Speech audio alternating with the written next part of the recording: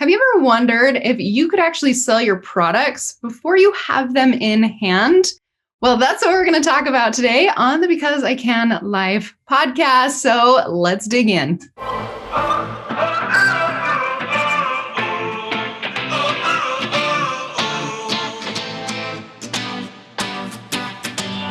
Hey, welcome to the Because I Can Live podcast. I'm Alison, and today we're digging into all things pre-sell. Yes, when all the details of how you can sell products before they're actually in your hand.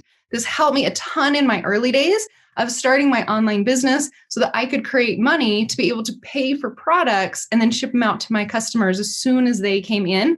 And we've got Vanessa today. She's been doing this. She launched her store June of 2020. And wait till you hear the end. She reveals her sales of how much she has sold by doing it with not only pre-sale items, but licensed, so Disney products, and how she's been able to create this amazing business that her whole family is so excited that she is doing. So get your pens, your pencils out, your paper out. You got to have something to write on. And we're going to walk through the process of how to pre-sell. Let's do this. Vanessa, hi. How's it going? Great. I'm excited. Thank you so much for the invitation. Yes. Okay, so catch us all up. Tell us a little bit about you, a little bit about the backstory. I have so many questions that I want to ask you. You're on fire. And I love it. Of course. Thank you. So I started my business in 2018, but it wasn't until 2020 that picked up in the middle of the pandemic. So it just happened. I always dreamed of having my own boutique. I think I've been an entrepreneur since I was born. I just didn't know it until I found you. So yes, I love when I can pull that out of people. Yeah. So basically, I'm new here. I'm new in the States. We are new, literally. I mean, we came here about 4 years ago. Where are you from? I'm from Venezuela. Oh, I didn't know that. Okay. Yeah, so I've always debated with having an accent when going live, but that hasn't stopped me because I still don't. It shouldn't. It's a beautiful accent. Thank you. So my family and I have lived in different countries. We have migrated every 3 years. We had to move. And just when I got here, I said, I don't want to continue to work for other companies. I want to have my own business. So if I'm going to spend so much time on what I do, what I love doing, then it might as well be for me and for my kids and to leave a legacy for them. So I decided to start searching for something that brought me joy, not only when I purchase it, but also when I deliver it. And I started my boutique selling clothing. It just wasn't for me. It didn't work. I tested a few vendors and it just wasn't for me until one day I went to Disney and I walked into this store that just blew my mind away. And I was like, I want to sell these. Can I sell this? I'm sure if this store is selling it, why can I not do that? So I started searching for vendors. And I got to, the place that I wanted to be. It's like I decided I'm going to go and sell licensed merchandise because it's what brings me joy, I guess. And that's how it started. I started looking for vendors that would have that would sell licensed products and became a wholesale for a bunch of them. So that's how I ended up in selling licensed merchandise. Okay, so let's back it up because there's so much goodness in here. So ask me questions. It will be easier for me. No, you're doing so good. I love it. Okay, so how many kids do you have? Two. So 4 years ago, you moved to the United States. Mm-hmm. Did you have a job then? No, I was just looking after them and trying to set up everything that you need to set up when you move to a new country, going through. So I've been doing this every 3 years. So it takes me about a year to really, establish myself emotionally, physically, family, kids to school and all that. Sure. And like even finding light switches in a new home, right? Yeah. Like, you think the light switch would be on this wall and it's not, and it's on the other wall. You have to train your brain and it takes a lot of brain space. I know something so small, but it's so true. Okay. So you come over, you've got 2 kids, you're getting all settled and you're like, I want to start a business. Did Yeah. you have a lot of money to invest in product? Nothing. It was nothing. I had nothing. I asked my husband, can you fund me for a little bit? But since I've been an entrepreneur for a long time, he's been funding me for like forever. Just a few things here and there. Like I want to start, I don't know, teaching Spanish classes. So I need a small capital for that. And then he would support me. And then the motivation would go away and he'll be like, okay, let's start something else. So he sort of knew me. And this time he was like, oh, I know like a new business idea. And I was like, well, yeah, but this one, this time I was a little sure. I knew because I had your course. So makes me so happy. Okay, so you were pulled into, were you in a Disney store? Like, where did you come up with the idea? I want to sell Disneyland or Disney bags. How did to me, it was a little bit about spreading joy as well, and having a product that people would be happy with when they receive them, or when, having that wow moment when somebody sees your product, I think is priceless.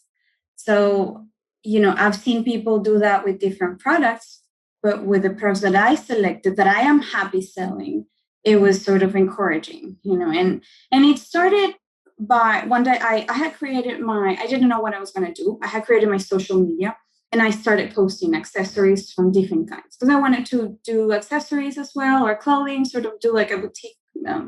So I started posting bracelets, started putting clothing until and then I found a handbag, a backpack that I liked, that I was licensed, and I posted on my social media, and I realized that it had more reaction than everything else that I had posted before. And I thought, so there's something here. People are liking this sort of merchandise. So, and I like it too. I mean, I wouldn't post anything that I didn't like. And that's how I realized maybe this is how I could start if it's possible, because it was hard for me to know I could sell licensed merchandise, because it was just difficult. I hope everybody's catching this right now. Vanessa is like looking at her store, and her store's giving her the answers of where to move forward. A lot of times people force it and they're like, oh, but I got to sell this product. And they forget about the thing that's actually selling. Mm-hmm. And so, okay, talk about how, because we all know if you go to China and you say, hey, make me this Disney bag, like that's totally against the rules. Like Disney will come after you, and it is, don't play that game. So how did you get licensing to be able to sell Disney product? So in order for you have to contact companies that are already licensed for those brands that you're looking for. It doesn't, the companies that I use generally, if you have one license, they generally have more than one license that it works. So they sell accessories. Sometimes I find a company that sell bracelets that have 2, 3, 4 different other licenses that are into my niche, because I'm already narrowing down 2, 3, 4, 5 licenses that I'm working with that my customers like. So I don't want to expand, because there are tons of licenses out there. Sports, Disney, Star Wars, Harry Potter. Those are the licenses that I work with. And I think they're all under the pop culture umbrella. I came to know later on, not that I knew that at the beginning. It's finding the companies that already have the license. If you want to get a license, then it's a complete different route. So the first thing I did, I went into Disney website, and they have a list of companies they work with. And I started knocking on doors. Can I work with you? Can I sell your merchandise? And a bunch of them told me no, until I found one that said yes. So good. So good. Okay. So you yourself, you don't have a license, but you work with companies that do have licenses. And then you have to apply. Yes. And then you had people tell you no, which no is a regular occurrence in the entrepreneur world, right? Like just get used to it. It happens. And then you found one, and they sell Disney. What else do they sell? No, this particular company sells Disney licensed handbags, and they're venturing into clothing now. But I do work with another company that I think up until now I'm working with 3 different companies that sells Disney licensed merchandise, because that's the brand that I wanted to work with initially. Mm-hmm. And then I work with another 2 companies that sell jewelry, licensed jewelry as well. Mm-hmm. So what that means is that the box that you have to, your bracelet, your necklace is going to be Disney licensed, which is not coming from China. Well, you have to package and put, your touch, your spin into it.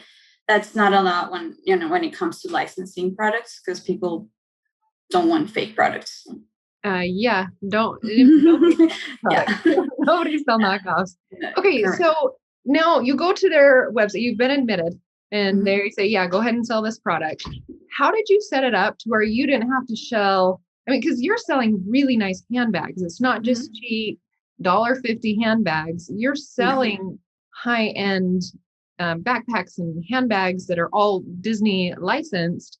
And talk about the process of how you were able to get sales without actually having to buy the inventory.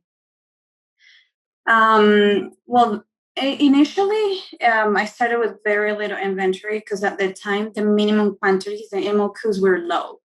Now things have changed drastically.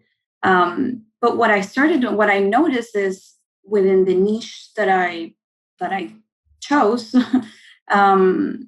pre-sales is pretty common. And if you are familiar with Disney shops, they have Disney merchandise that they pre-sell to customers. And sort of, I think that sort of customers is used to that.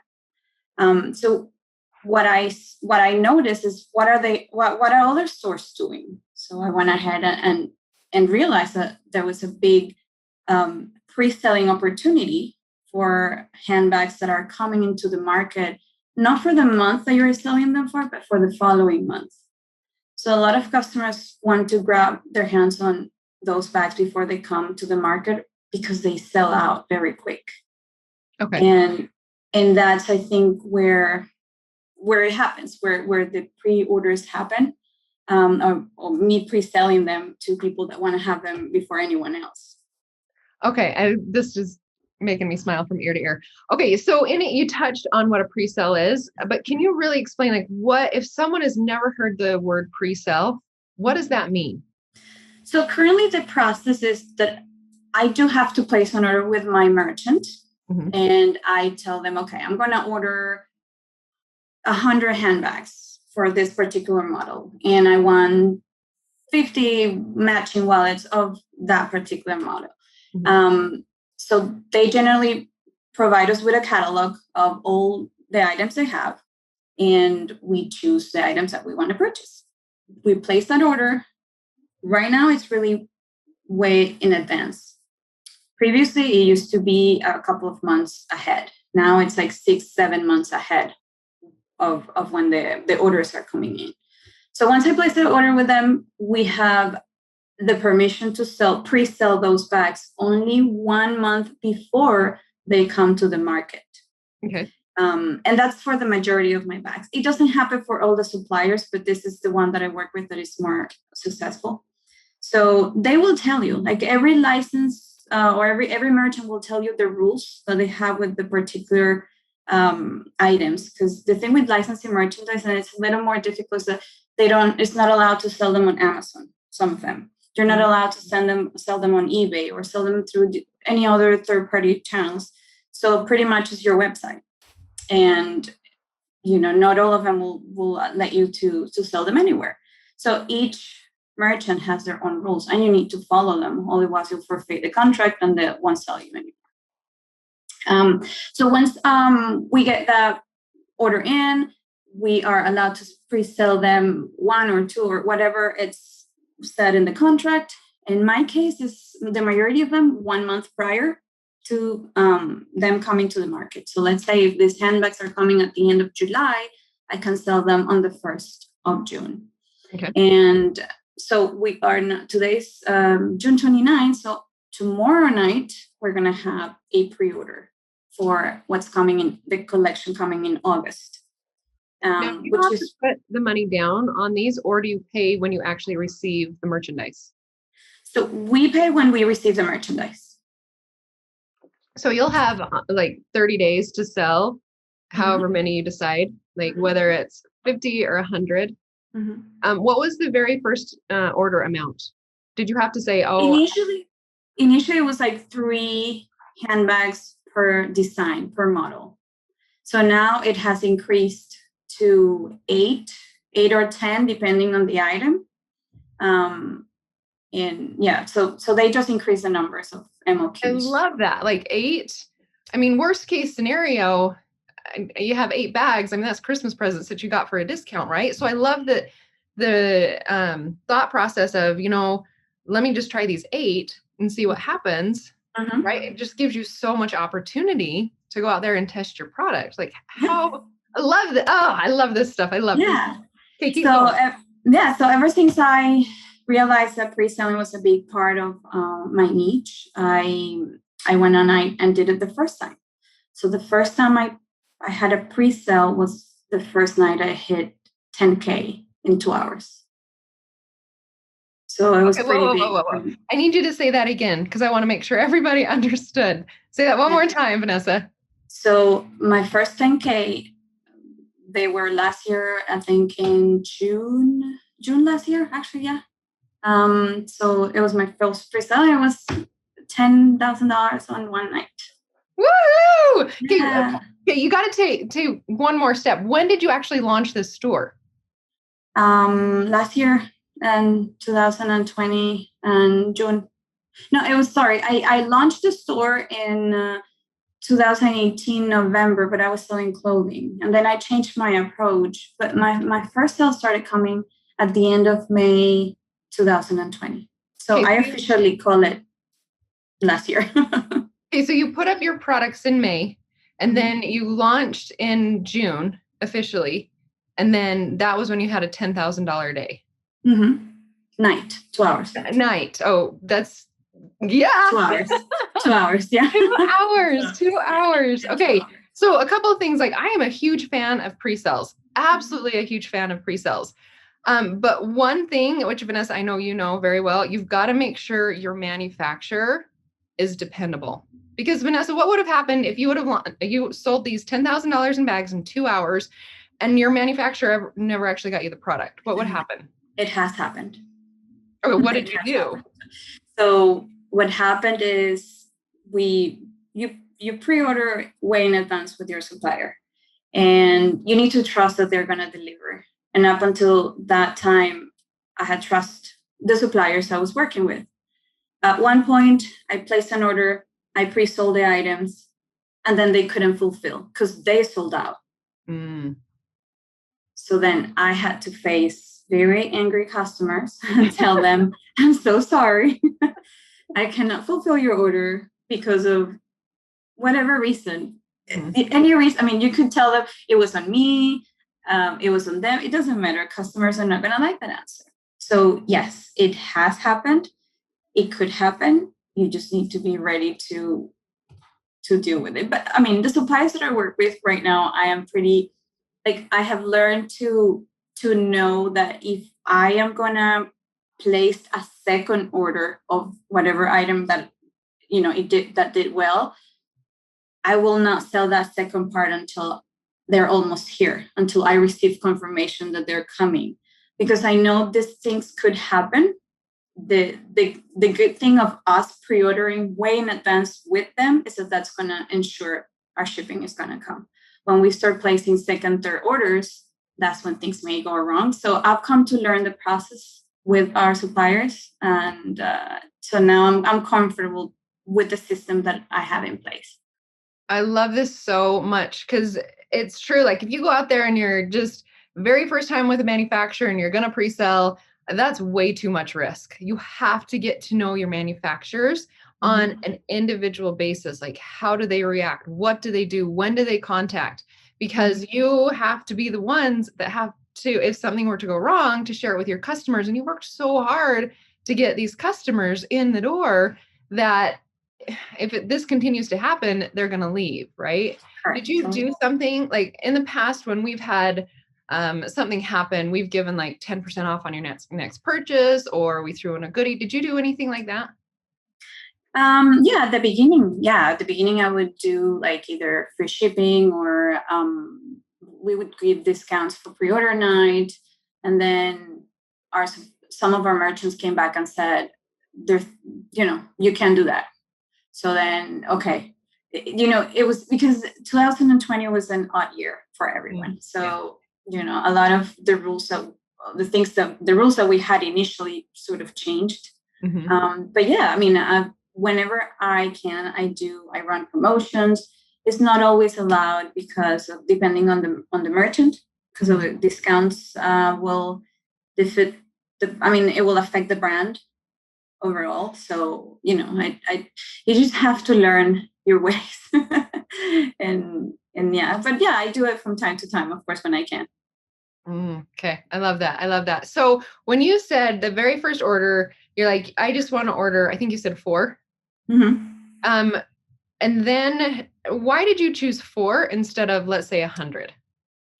Well, to test the waters. I wasn't sure whether that was going to be the supply or whether that was going to be a winning product. But my very first order sat with me for months because I ordered, I had it, I showed it to my friends. They were like, "Oh, that's so cute. That's for kids." I was like, "No, it's not for kids." Because what happened is that this particular brand and the suppliers that I'm working with are not for kids, are for women. There was a gap in the market, pop culture, that needed accessories that they do look childish, but they're not for kids, they're for women. So my friends were my customers for sure. And I sat with that product for months until I decided to join some Facebook groups that where my people was. And I call my people because it's just, I think somewhere I heard, or if you want to find your customers, try to go where they are. Yeah, exactly it. Yeah. So where do people that use these handbags hang out? I thought, well, let me just start searching for Facebook groups, Instagram hashtags, until I found a community of collectors. And I said, nice. So this Brilliant. is who they are. And then I started sort of understanding how they talk, then, certain words they use, how do they interact with each other. And that's how I started, having followers. And then I decided to open a Facebook group where the collectors could buy and sell among them. So I could provide the information of my company, because if they're collectors, they're going to buy somewhere, and it might as well be from me. Might as well be from you, Vanessa. Okay, so when you're talking to your manufacturer, you're looking at your supplier, and I'm using supplier and wholesaler interchangeably, but you say, okay, I want these 3 bags. Do you actually order one to start taking pictures of to get samples? What is your process when you first started? And then what is your process now that you've trusted your manufacturers? Well, generally the pictures coming from them. Generally, they send us the pictures ahead of time. Okay. Because about 15 to 20 days before the merchandise arrives to the ports, or before they even deliver to us, they already have real life photos. So that's when they send them. And I use their pictures. And once I get the merchandise, if they're not sold out, then I take pictures of the ones that I have remaining. Okay. So good. So good. So when they send you, your suppliers say, okay, this is what's coming up. Here's our catalog. Vanessa, how do you know which ones from that catalog? Because I'm sure it's more than just one product. How do you know which are the ones that are going to sell? So initially, let's say an average, we could have from 30 to 50 items in a monthly catalog. Okay. And that's for one supplier. Now, other suppliers have hundreds. So let's just say that from 50 items in one catalog, I used to follow my instinct of things that I liked. And then you start knowing what sells and what doesn't. So the things that I didn't sell that sat on my warehouse for a little longer, then I started doing a little bit of research, whether, certain princesses sell better, certain characters sell better and why would they do that? And I started realizing that it has to do with the buying power. So the oldest princesses will sell better. Because there is also, in the merchandise that I sell, there's an emotional connection too with the characters that you feel more identified with, whether it's a new movie or an old movie. We also sell Marvel and Star Wars. So to me, I was pretty big on Marvel. I felt like, okay, female power. Let's go with the Wonder Woman. I love everything from her, and I wouldn't sell her products. Well, I was like, what's going on? I don't know what's happening. I love them. And then with time, I started realizing that, okay, so which were the movies that this particular generation watched? So then I started being targeting a little better the items that I was purchasing. So I had to do like a reverse study of what happened there. And it works. So younger princesses don't sell that well because the buying power is not there. They're too young to buy a $70 handbag. Mm-hmm. That's so fascinating. And okay, so this is why I'm totally like geeking out. And I love that you're sharing all this really good stuff. But Vanessa, like one of your strengths is you've learned how to read the numbers that are coming in. And it's not like math, geometry, like freaking out numbers. You're literally saying, okay, what's selling, what's not selling? And then you're thinking, why is it selling? Oh, this is why. And so now when you go choose product, you've got so much information and it's helped refine your ability to choose the products that are going to sell. Yes. Yeah. I had to sign up to different like blogs of when movies are going to be released. A lot of for example, when WandaVision launched, we were selling WandaVision. And if I had known a lot more of that particular brand or of how good the TV show was doing, I would have probably purchased more. It was a big seller and I had ordered very little. So it also taught me that I had to also look at the new releases, what movies are coming into the market and any particular time and order. So yes, you have to, depending on the brand or the license that you want to work with, you have to look at all the aspects. It's not what the catalog has, but it's also the buying power is there. Is there any movie going to be released that's related with that particular license? And if so, then of course I'm going to order a little more of that. So yeah, it's trying to read in between the lines. Yeah, I was reading something listening to something the other day, and Mr. Rogers, he said that when we read books, it's not the black ink that we're supposed to absorb, like the letters we're supposed to absorb. It's the spaces in between that we learn from. And I thought that was so powerful. Like so many times I see entrepreneurs, like their headspace is like, okay, this is not logical. This is not logical. And then they stop. But then when it's led from their heart, like what you did, you were led from your heart and you're like, my friends are telling me that nobody's going to buy these bags, but I feel in my heart, this is the direction I need to go. And you did it. And you had, like, you knew the information and you were learning the information, but you were looking in that white space. That's what you're doing with your numbers right now. I'm still learning. I mean, by all means, I don't feel like I'm there at all. I don't think anybody ever does, because there's always so much to learn, right? Yeah, I feel like I'm in diapers when it comes to my business, and that there's so much to learn. There is. I think you're potty trained. I think you're good. Yeah. That's a Spanish saying, sorry, but yeah, I am translating it and it sounds funny now. Yeah, so you never feel ready. It's always been, it's a trial and error, but also using a little bit of logic as well. I had this particular situation happen to me since I opened my business, and I thought it's important that I share it, because if I had known that was going to happen, I would have never probably launched my business. So I was using one of these companies that provide credit, that gives credit to your customers. It's called Afterpay. Oh, yeah. By all means, I mean, if you're happy using it, continue using it. They just don't do well with pre-orders or pre-selling. Oh, that's so good to know. I hope everybody heard that. Okay. So good to know. So when I signed up with them, I wasn't pre-selling. I just had the intention of selling stuff that I had in stock. So 2-3 months down the line, after I started making good sales, something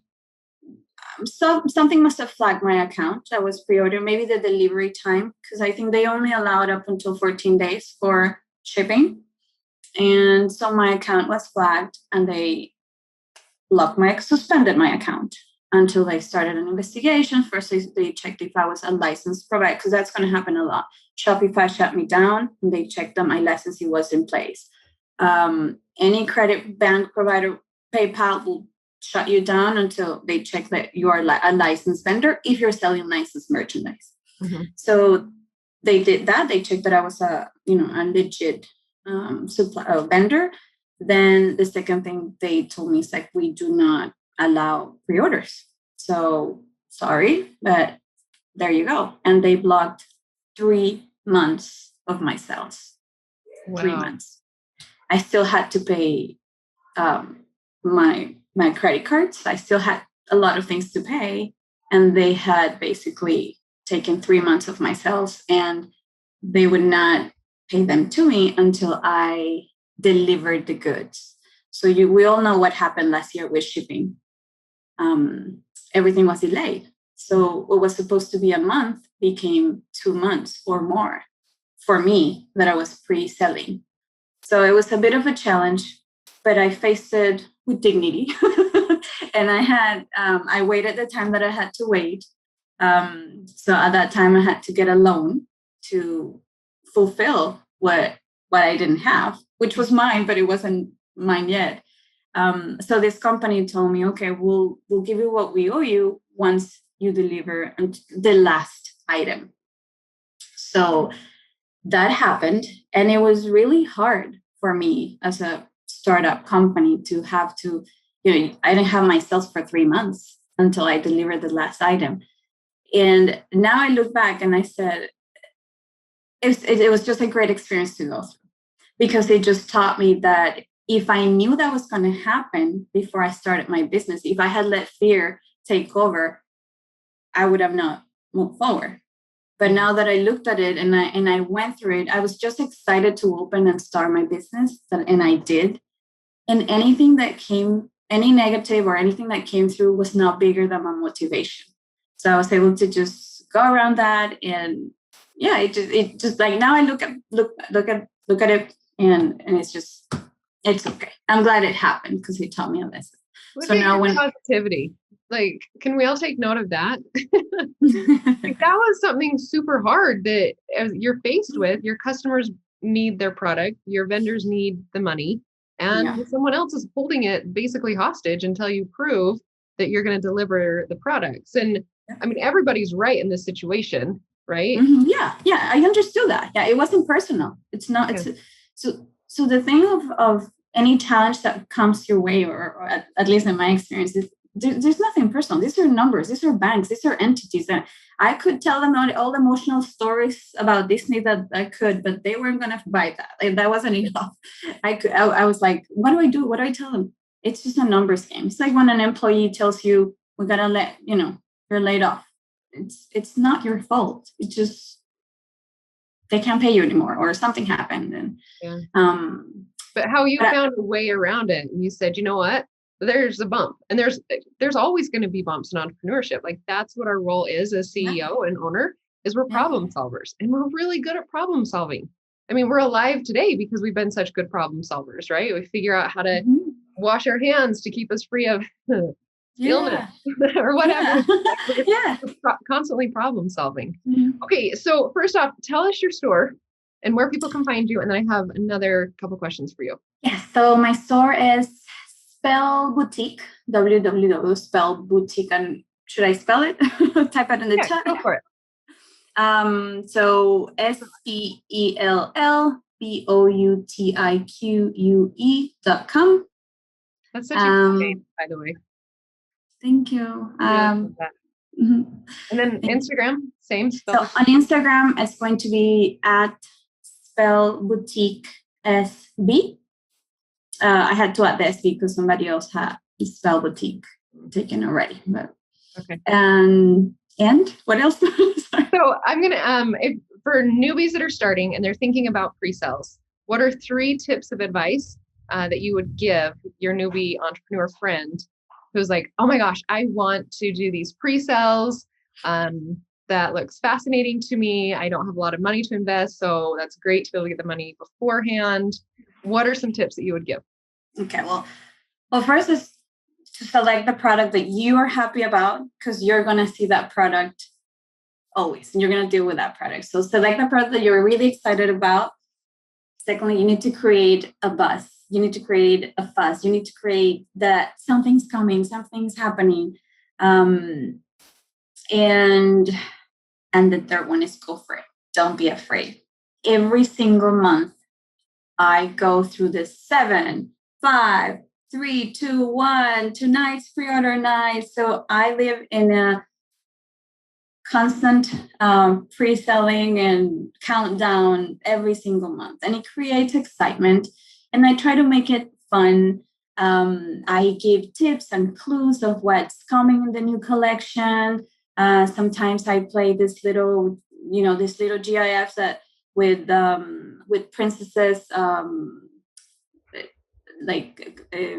sentences or quotes, and then it's try to make it fun for the people that are receiving the message.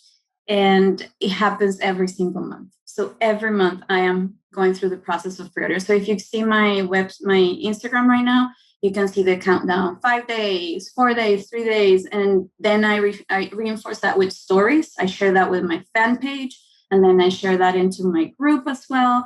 So I try to see it in all fronts, and also through my email list. I send that information as well, so everybody's informed of what's happening. And it's exciting for them. They like the clues, they like the fun, the 3, 2, 1, and then you've gamified it.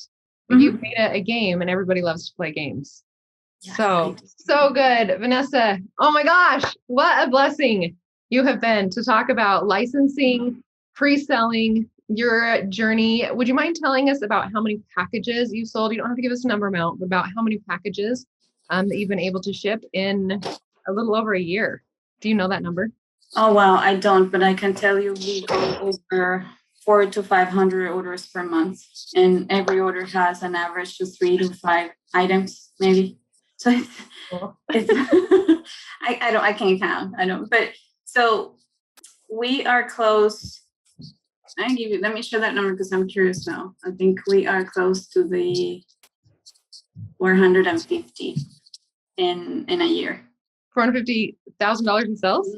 Mm-hmm. Oh my gosh. In 1 year, almost $500,000. In a year, yeah. So okay. So what does your husband say now? Can I just ask you that? So like you've finished this project? Yeah, he thought it was a hobby at the beginning. And in all honesty, when sales started to come, and I think he noticed the first time I made a large purchase, and like a large purchase, I mean, my garage, that was last year at the beginning. Now I have a warehouse where I can go in. But at the beginning, when my garage was filled with boxes and they were all sold out, that's when he noticed. He's like, well, okay, this is not a hobby.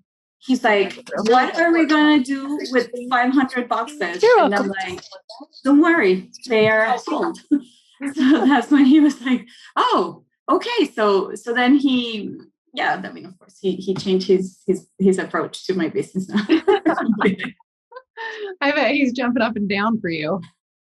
He's excited. He's happy. Sometimes he has to go to the store to pick up some items and bring them to me. And then he's like, yeah, I mean, he feels he's part of it in a way. And now I'm paying my salary. So my salary from my company, I am depositing in our account. So he's happy to receive Spill Boutique's monthly income payment.